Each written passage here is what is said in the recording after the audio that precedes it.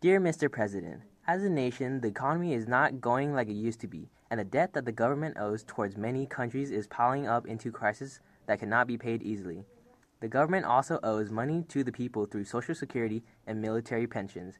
Trailing the debt is a national deficit. It's becoming a major issue because the revenues are not making enough money that goes towards the economy. The nation needs a solution to solve these issues that are hurting us. Borrowing money from other countries is building up to where the government cannot pay it all off and is ruining the economy. The economy is being robbed through foreign trade because jobs are being outsourced to other countries. I hear about jobs leaving New York and leaving America and going overseas. And then there's some talk as this is inexorable. It is not inexorable.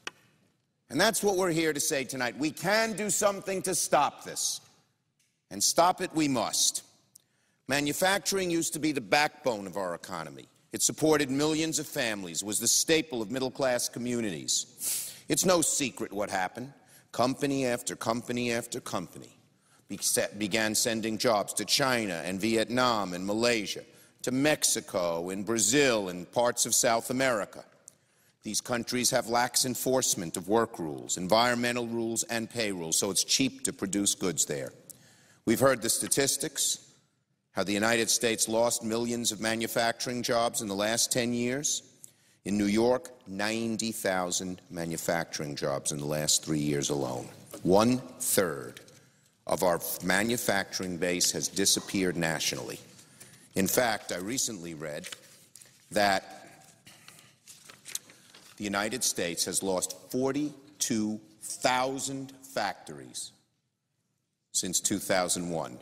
75% of those factories employed more than 500 workers. The bigger factories leave. 42,000 factories closed, most of them employing more than 500 people. And, Mr. President, I think of the people I've met who have lost their jobs. One of the most cited studies, and it's cited among conservatives, predicted that by 2015, 3.3 million U.S. service jobs will have moved offshore. So if you think you're safe because you're not in a manufacturing job, forget it. No one's safe. No one. Whatever your income level is, whatever part of the country you're in, whatever industry you're in, no one's safe. As a public opinion, we should eliminate government-based businesses because there are already private sector businesses doing the same job. The majority of spending is going towards Social Security and future retirees. Medicare is being offered to the majority of people in the nation, and this is where most of the government spending occurs. Changes must be made as a nation because if it does not occur, then the U.S. will ultimately be ruined.